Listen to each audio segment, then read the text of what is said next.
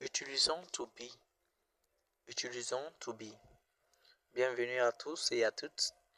Aujourd'hui, nous allons utiliser le verbe être qui est to be en anglais.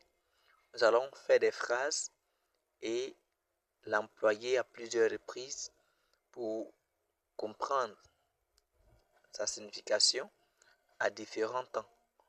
Au présent, au passé et même à l'imparfait. Donc sans plus tarder, c'est parti avec nos phrases. To be, être. Phrase numéro 1. I am ready. Are you ready to? I am ready. Are you ready to? Je suis prêt. Êtes-vous prêt aussi? Phrase numéro 2. Jokolo is in a hurry. Jokolo is in a hurry. Jokolo est pressé. Jokolo est pressé. Jokolo is in a hurry. Exemple numéro 3. I was glad when I met him last month. I was glad when I met him last month. J'étais content lorsque je l'ai rencontré le mois passé. J'étais content lorsque je l'ai rencontré le mois passé. I was glad when I met him last month. Exemple numéro 4. We are going to zoo. We are going to zoo. Nous allons au zoo. Present simple. Mais l'exemple 4 ici, c'est le present continuous qui est utilisé. Donc, we are going to zoo veut dire nous sommes en train d'aller au zoo. Nous sommes en train d'aller au zoo. We are going to zoo. Exemple 5.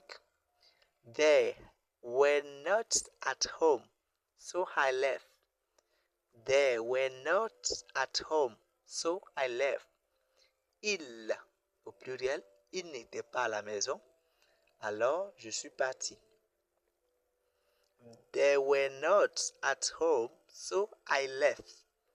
I left, c'est le passé du verbe to leave, qui est le verbe partir. Bien. Exemple 6. He is English. He is English. Il est anglais. He is English. Exemple 7. It is not difficult. It is not difficult. Ce n'est pas difficile. Ce n'est pas difficile. It is not difficult. Exemple 8. It is possible to do it. It is possible to do it. C'est possible de faire cela. C'est possible de faire cela. Ou c'est possible de le faire. Les deux explications sont valables. C'est possible de faire ça. C'est possible de le faire.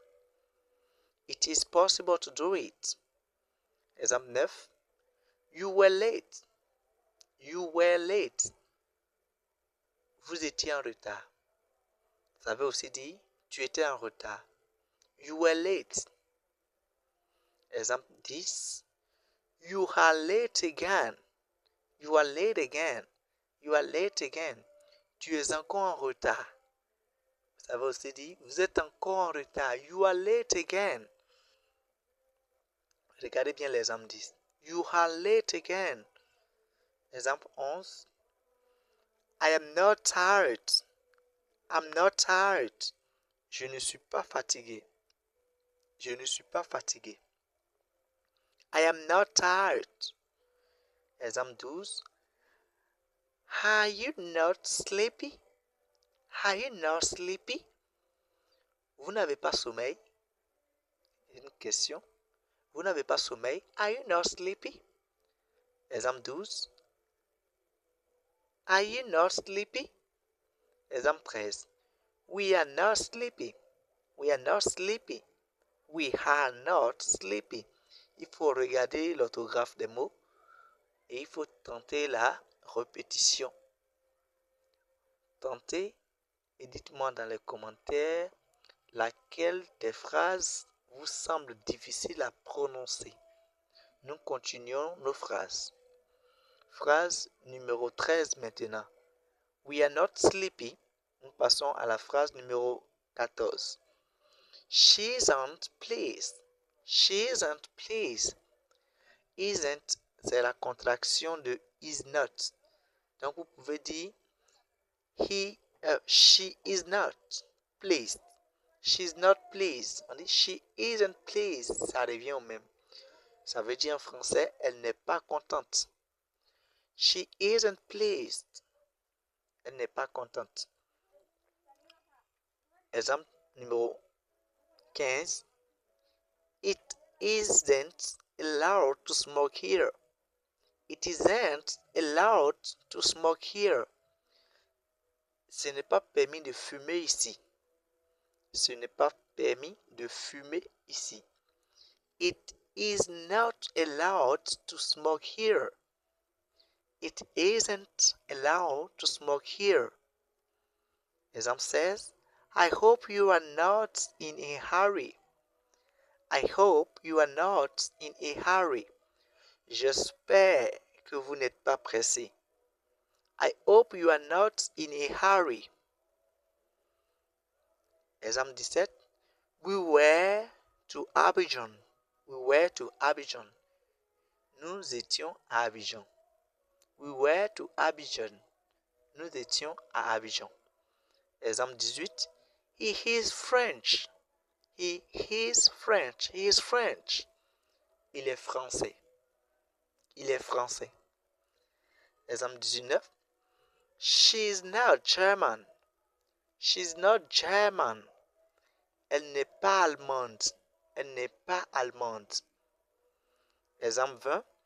You are friendly. You are friendly. You are friendly veut dire tu es gentil. Ça veut dire tu es accueillant. Mais je prends ici dans le sens de vous êtes gentil. You are friendly. Vous êtes gentil. Tu es gentil. Alors, si vous aimez ce genre de vidéo, n'hésitez pas à me donner votre avis dans l'espace de commentaires, de me dire surtout la phrase qui vous a semblé difficile à prononcer. Abonnez-vous à la page. Vous pouvez même partager la vidéo avec vos amis qui désirent apprendre l'anglais pour ne pas rester seulement francophone, mais qui veut être aussi bilingue. À bientôt pour une nouvelle leçon. Goodbye.